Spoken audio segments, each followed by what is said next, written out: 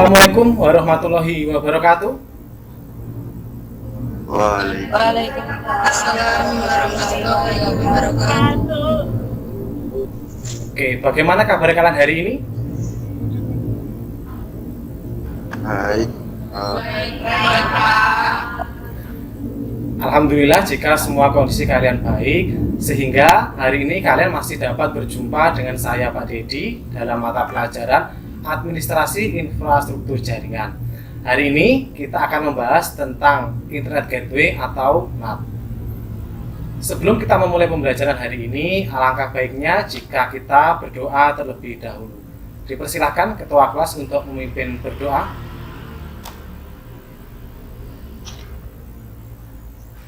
Sebelum kita memulai pembelajaran pada pagi hari ini, marilah kita berdoa menurut kepercayaannya masing-masing. Berdoa mulai. Berdoa selesai. Oke, terima kasih kepada Mas Bagus yang telah memimpin berdoa. Kita lanjutkan. Silahkan kalian isi link absensi yang sudah saya unggah di Google Classroom.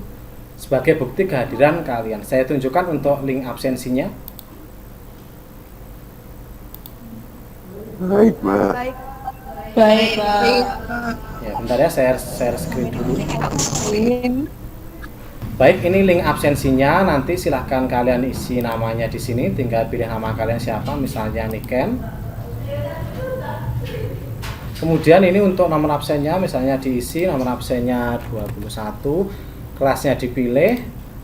Kemudian hadir tidak hadir ya diisi sesuai dengan kenyataan ya, jangan berbohong di sini ya. Kalau memang hadir ya diisi hadir, kalau tidak ya diisi tidak. Kemudian silahkan diklik kirim. Oke, terima kasih kalian sudah mengisi link absensinya. Kita lanjutkan. Selanjutnya akan saya sampaikan kompetensi dasar dan tujuan pembelajaran hari ini.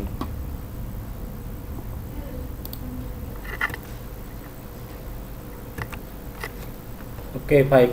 Untuk kompetensi inti, silakan disimak.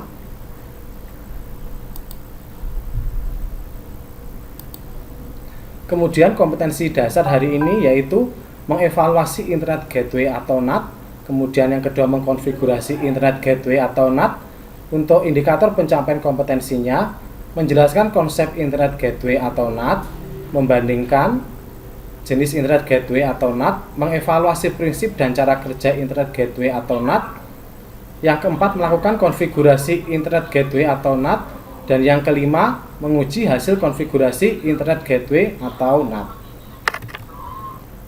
Untuk tujuan pembelajaran hari ini, setelah melakukan kegiatan pengamatan tayangan video, mempelajari modul, dan berdiskusi tentang Internet Gateway atau NAT, peserta didik dapat menjelaskan konsep Internet Gateway dengan percaya diri dan mandiri, dapat membandingkan jenis Internet Gateway atau NAT dengan percaya diri dan mandiri, dapat mengevaluasi prinsip dan cara kerja Internet Gateway, kemudian dapat melakukan kegiatan praktikum Internet Gateway, dan yang terakhir adalah dapat melakukan kegiatan praktikum untuk mengecek hasil konfigurasi dari Internet Gateway.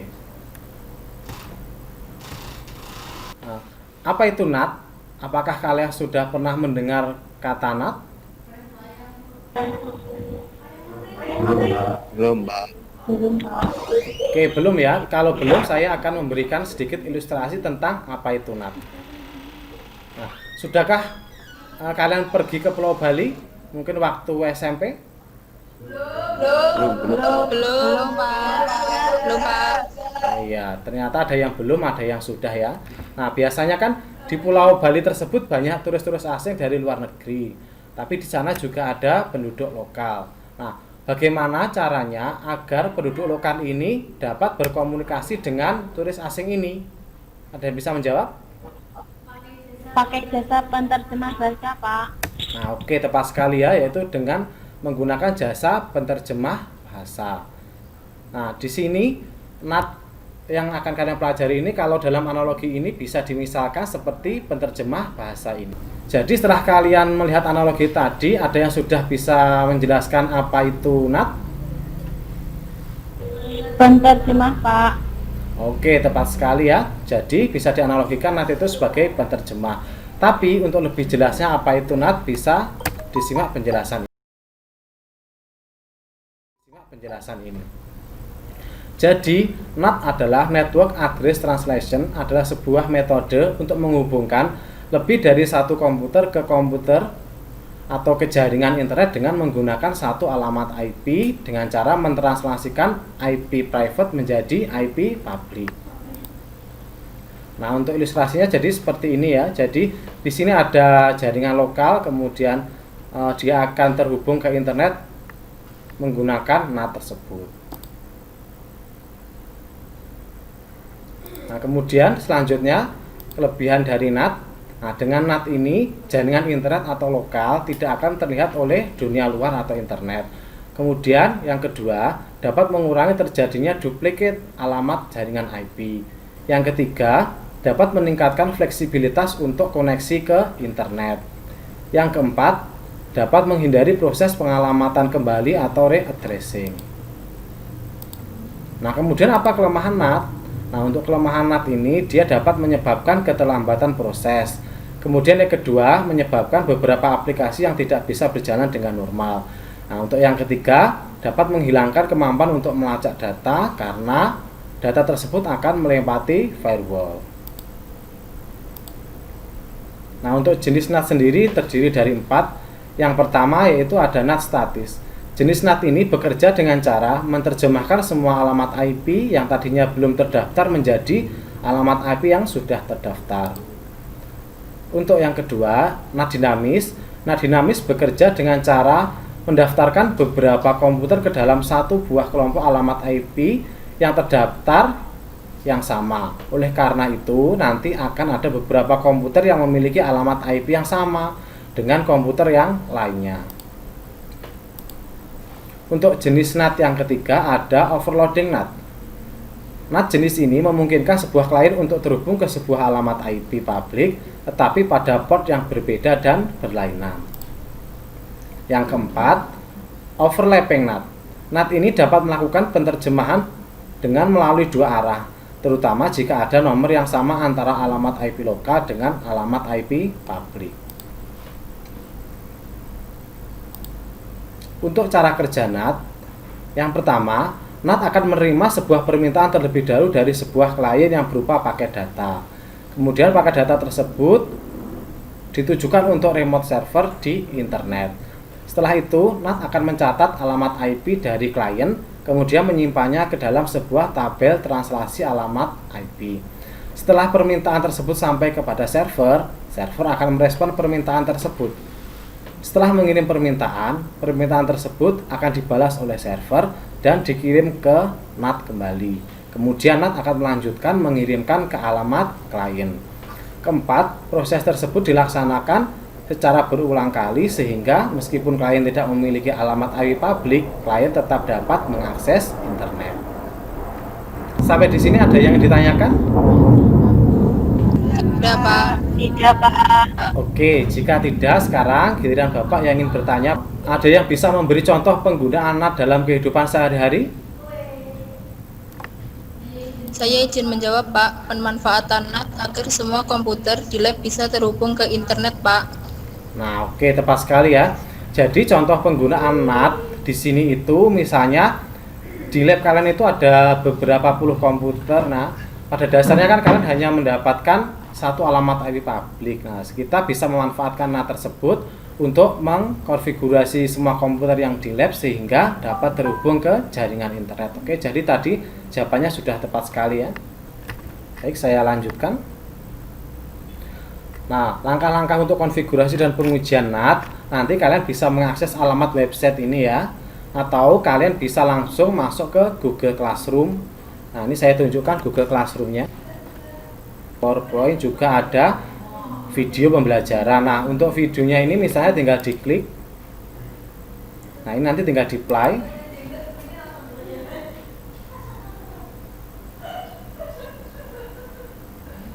Nah, ini tinggal di play ya, nanti tinggal di play. Kalian bisa melihat cara konfigurasi dari NAT tersebut. Nah, kita seperti bisa ini ya, akses konfigurasinya. Silakan berdasarkan MAC dipelajari address secara mandiri ataupun nanti. IP address. Kita bisa. Oke, di sini saya akses dari IP saja. Nah, untuk password default. Oke, nanti bisa diakses sendiri ya. 192. Setelah ini nanti kalian silahkan langsung masuk ke Google Classroom. Nah, ini sudah saya sediakan topik-topik diskusi di sini. Nanti silahkan kalian berdiskusi dengan kelompok kalian. Oke, sampai di sini ada yang ditanyakan lagi? Saya ingin bertanya, Pak. Oke, silahkan Mbak Kristiana. Apakah hasil diskusi nanti akan dipresentasikan? Oke, jadi begini ya. Nanti setelah ini silahkan kalian berdiskusi di Google Classroom. Nah, dari hasil diskusi tersebut bisa kalian simpulkan. Kemudian kesimpulannya silahkan kalian tuliskan pada lembar kerja peserta didik yang sudah saya unggah di Google Classroom. Nah, setelah itu nanti di sesi kedua kita akan melakukan presentasi per kelompok. Apa sudah jelas, Mbak Kristiana? Sudah, Pak. Oke, terima kasih. Ada yang ditanyakan lagi? Tidak, Tidak, Pak. Pak. Oke, baik. Kalau tidak, untuk sesi pendahuluan ini saya cukupkan sampai di sini. Nanti kita akan bertemu di sesi kedua untuk presentasi kelompok. Sekian. Wassalamualaikum warahmatullahi wabarakatuh. Waalaikumsalam warahmatullahi wabarakatuh.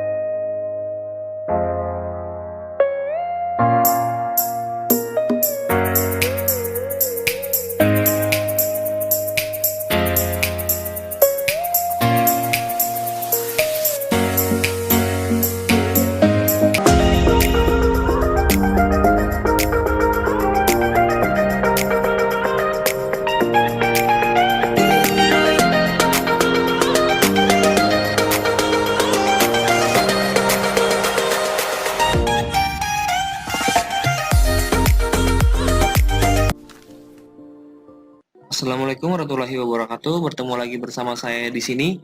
Pada kesempatan kali ini saya akan berbagi tips lagi, yaitu bagaimana caranya mengkonfigurasi router Mikrotik. Nah, pada kesempatan kali ini kita akan melakukan konfigurasi basic standar, yaitu kita akan melakukan konfigurasi NAT dengan skema IP ISP saya adalah segmen 3, kemudian IP lokal saya akan membuat dengan IP 192.168.5.1. Oke, kita langsung saja. Apa saja yang diperlukan? Yang pertama kita memerlukan router Mikrotiknya, kemudian kita perlukan kabel koneksi jaringan, kemudian kita perlukan adalah aplikasi Winbox. Oke, kita langsung buka saja Winboxnya. Nah, di sini kita refresh, sudah terbaca. Nah, kita bisa akses berdasarkan MAC address ataupun IP address. Kita bisa. Oke, di sini saya akses dari IP saja. Nah, untuk password defaultnya yaitu adalah admin, kemudian passwordnya adalah kosong. Oke, kita connect. Nah, ini adalah router Mikrotik yang masih fresh. Jadi dari pabrik adalah seperti ini. Untuk melakukan konfigurasi, alangkah baiknya kita remove terlebih dahulu konfigurasi yang ada di dalam Mikrotik ini. Kita klik remove konfigurasi. Ini bisa kita close, kita buka dulu. Kita refresh. Nah, sekarang sudah terreset karena tadi IP-nya adalah 88, yaitu IP default dari Mikrotik, sekarang sudah menjadi 000. Kita klik saja, kemudian kita connect-kan. Sekarang kita sudah masuk dan posisinya masih kosong semua.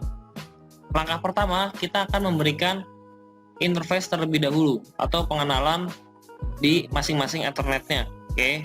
Nah, Ethernet 1 ini akan saya fungsikan sebagai supply internet saya atau yang akan saya tanam IP dari ISP. Apakah itu wajib di Ethernet 1? Tidak. Apabila di Mikrotik teman-teman mengalami kerusakan di Ethernet 1, boleh dipindah di Ethernet berapapun.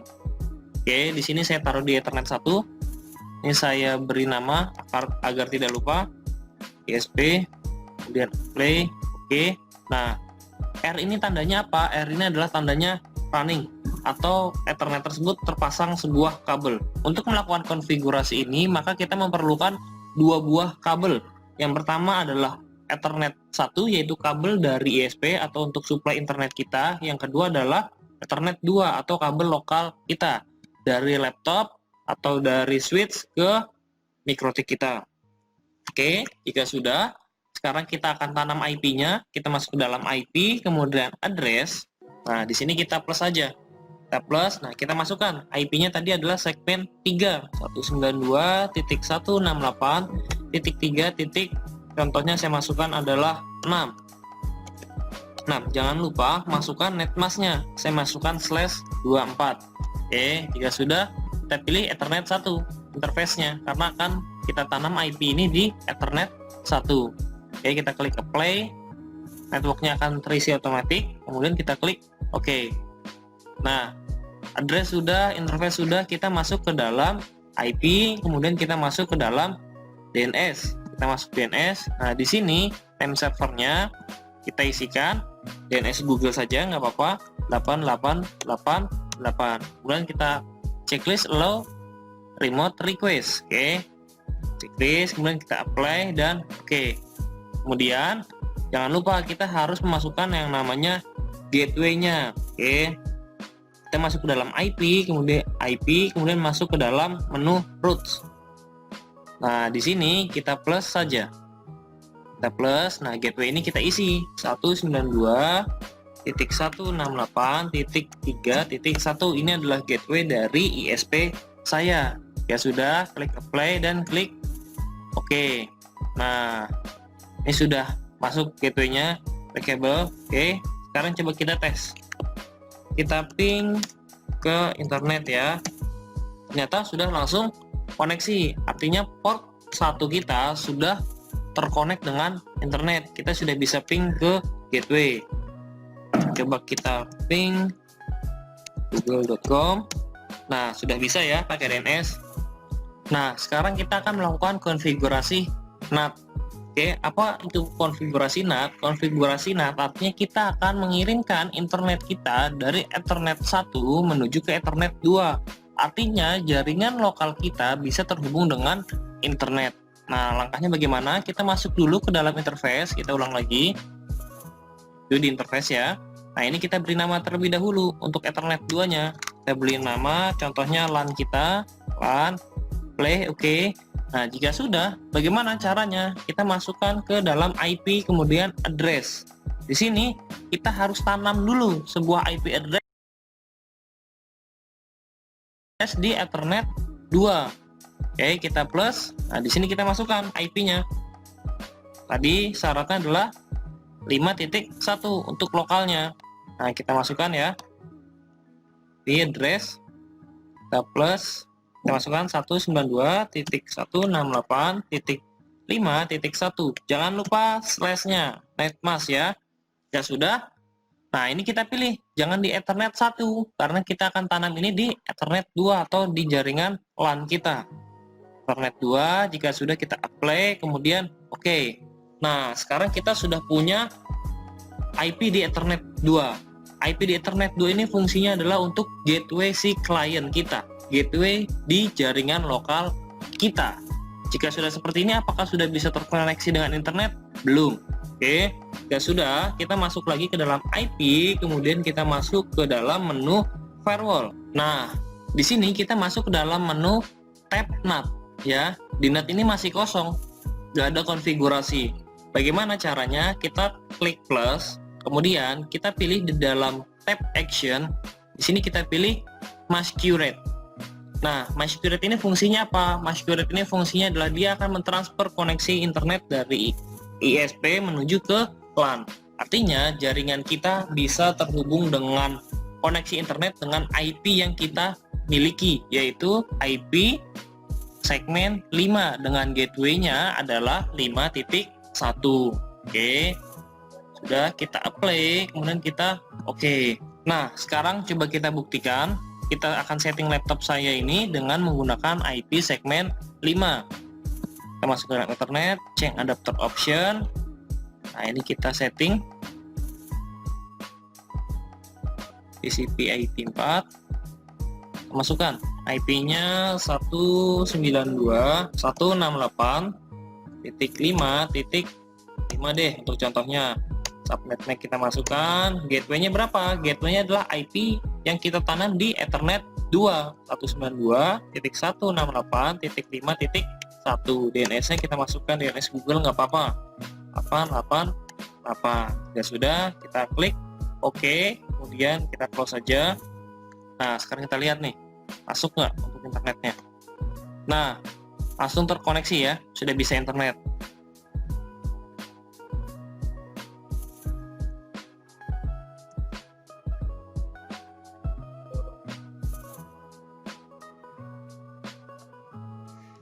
Nah, ternyata sudah bisa untuk melakukan internet di IP lokal kita.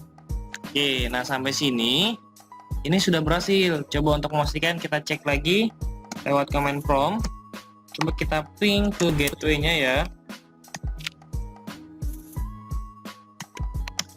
Ternyata bisa. Coba kita ping ke IP 3. Nah, bisa kan? Padahal IP kita adalah IP config adalah 5.5, tapi kita sudah bisa ping ke IP 3.1. Oke, ini adalah konfigurasi basic atau konfigurasi NAT pada router MikroTik. Cukup mudah bukan? Saya rasa video untuk kali ini cukup sekian. Untuk kurang lebihnya saya mohon maaf. Wassalamualaikum warahmatullahi wabarakatuh.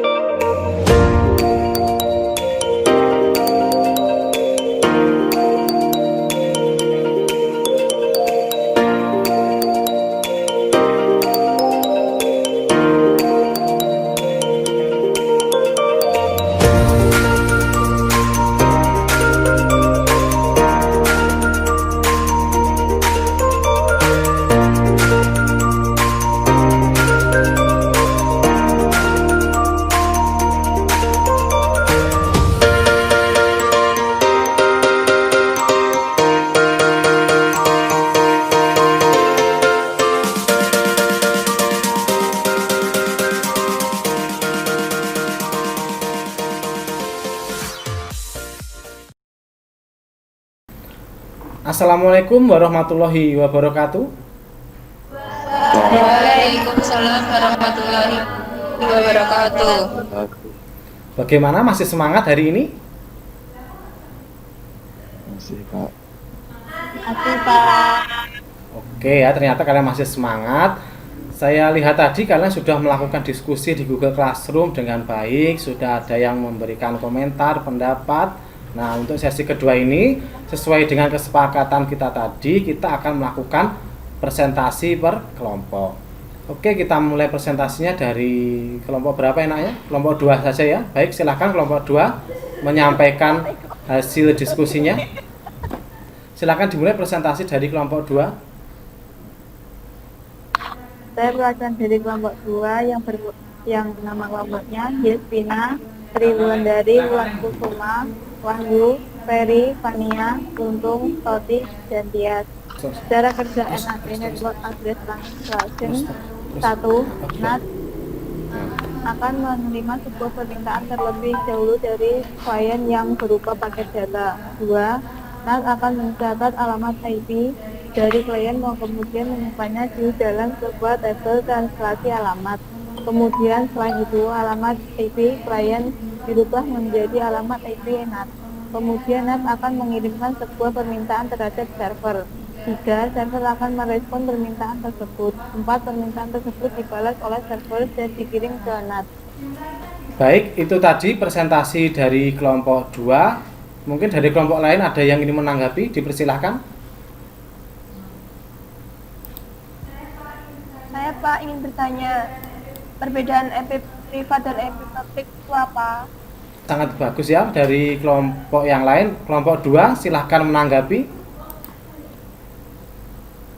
Jadi kalau IP privat itu IP lokal yang dibuat di komputer kita dan tidak bisa mengakses internet, sedangkan IP publik adalah IP yang dapat langsung mengakses internet.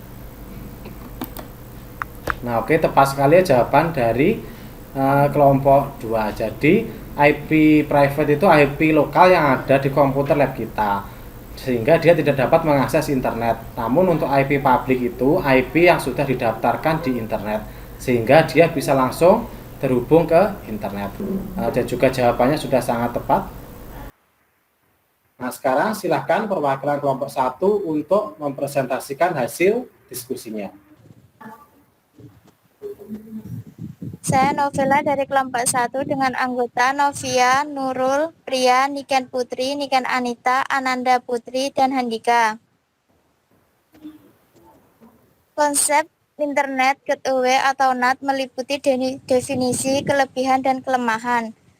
Jawaban suatu metode untuk menghubungkan lebih dari satu komputer ke jaringan internet dengan menggunakan satu alamat IP dengan cara mentranslasikan IP privat menjadi IP publik. Kelebihan NAT: 1. Jaringan internet atau lokal tidak akan terlihat oleh dunia luar atau internet. 2. Menghemat alamat IP legal. 3. Mengurangi terjadinya duplikat alamat jaringan IP. 4. Menghindarkan proses pengalamatan kembali atau redirecing pada saat jaringan berubah. Kelemahan NAT: 1. Menyebabkan keterlambatan proses. 2. Menyebabkan beberapa aplikasi yang tidak bisa berjalan dengan normal. 3. Menghilangkan kemampuan untuk melacak dan data karena data tersebut akan melewati firewall. Sekian presentasi dari kami.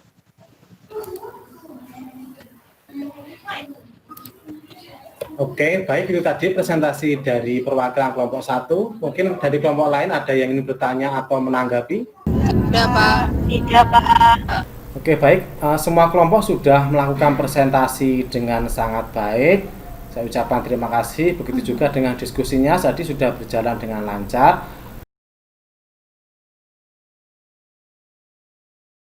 Sebelum kita akhiri pembelajaran ini, ada yang bisa membantu saya menyimpulkan apa yang sudah kita pelajari hari ini? Saya Pak. Oke, Mas Bagus, silahkan. Jadi kesimpulan pembelajaran hari ini yaitu NAT atau Network Address Translation adalah suatu metode untuk mentranslasikan IP privat menjadi IP publik sehingga dapat menghubungkan lebih dari satu komputer ke jaringan internet dengan menggunakan satu alamat IP. Jenis NAT ada 4, yaitu pertama NAT statis, yang kedua NAT dinamis, yang ketiga overloading NAT, yang keempat overlapping NAT. Itu tadi hasil kesimpulannya dapat kita pelajari hari ini. Mas Bagus sudah dapat menyimpulkan pembelajaran hari ini, membantu kita menyimpulkan pembelajaran hari ini dengan sangat baik. Terima kasih. Kemudian setelah ini kalian bisa mengerjakan kuis yang sudah saya unggah di Google Classroom ya. Saya tunjukkan ini kuisnya. Nah, ini nanti kuisnya silahkan langsung diisi nama. Misalnya tadi namanya Bagus, kemudian kelasnya 12 TKJ 3, kemudian klik berikutnya. Ini nanti ya soalnya bisa langsung kalian kerjakan. Nah, ini nanti soalnya tolong dikerjakan dengan sejujur-jujurnya karena soal ini nanti digunakan untuk mengetahui seberapa jauh pemahaman kalian. Oke, untuk minggu depan kita akan mempelajari materi tentang proxy server ya. Jadi jangan lupa minggu depan pada jam yang sama bertemu lagi dengan Pak Dedi untuk mempelajari materi berikutnya yaitu tentang proxy server. Sampai di sini ada yang ditanyakan? Tidak. Oke, sudah jelas ya? Oke, baik, kalau sudah jelas pembelajaran hari ini saya cukupkan. Silahkan Ketua Kelas, Mas Bagus memimpin untuk berdoa kembali. Untuk mengakhiri pembelajaran hari ini, marilah kita berdoa menurut kepercayaannya masing-masing. Berdoa dimulai. Berdoa selesai. Oke, terima kasih pada Ketua Kelas, Mas Bagus yang sudah memimpin berdoa. Untuk pembelajaran hari ini saya cukupkan. Sekian. Wassalamualaikum warahmatullahi wabarakatuh.